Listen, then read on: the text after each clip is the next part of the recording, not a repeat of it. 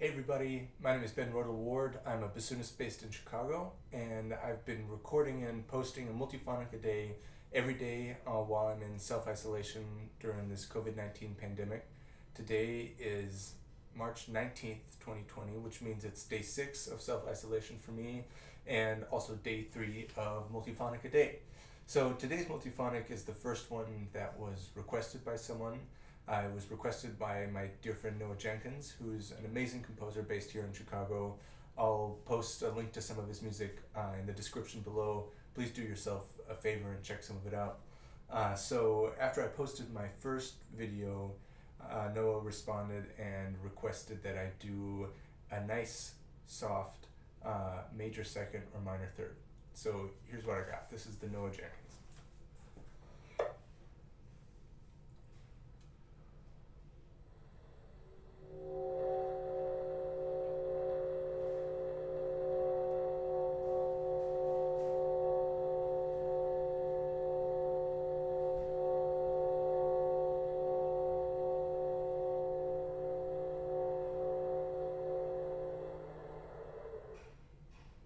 So I actually cheated a little bit because this is a minor 10th and not a minor third. The notes that I hear most prominently are E flat 3 and then the F sharp or G flat, an octave and a little bit above it.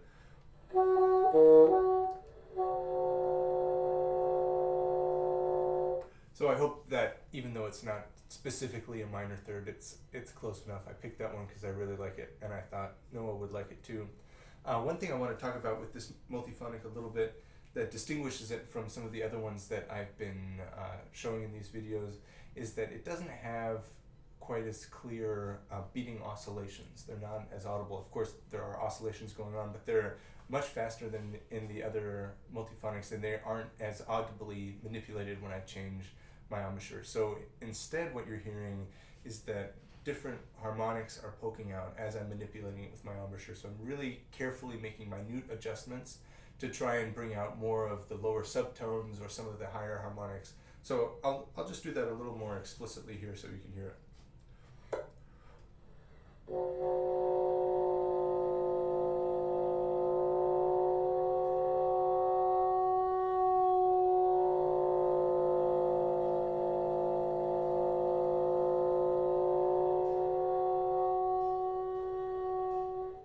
So just by tightening and loosening my lip pressure a little bit, I'm able to get it to sweep up from these lower tones centered around the E flat up to isolate actually just that F sharp or G flat.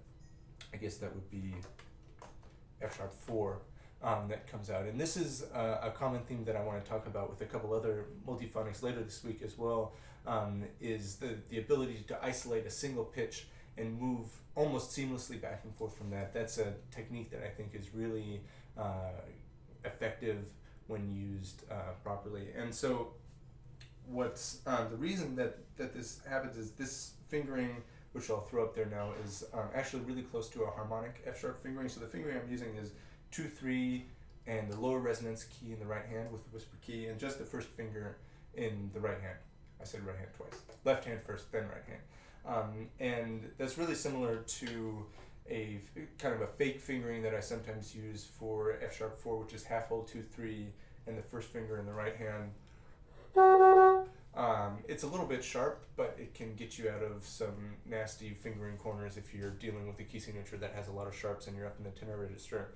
And so, all of these fingerings really that we use in the tenor register for the bassoon are isolating harmonics, and we, if you play with the wrong embouchure pressure on any of those, you'll very easily get a multiphonic to come out. So I'll show some of those later this week.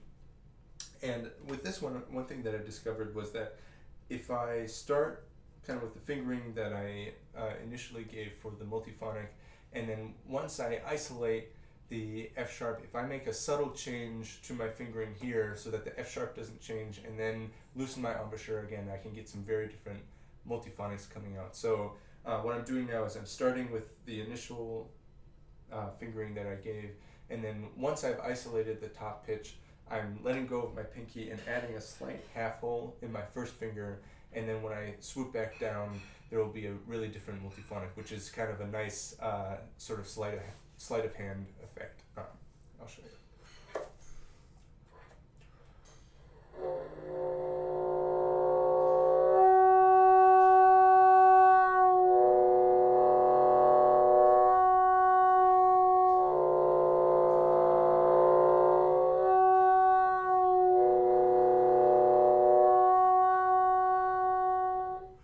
So it's possible to create this illusion that the same fingering, because the note is staying the same, that's isolated, is creating these different multiphonics when you loosen your embouchure again, when really it's a subtle change in the fingering that's creating that difference. So thank you again to everyone who's been watching and liking and sharing and giving your comments. Please send me some more requests, anything that you want to hear, any questions that you might have about specific multiphonics or techniques or repertoire or anything that you'd like me to try. Thanks for watching, and I'll see you all tomorrow.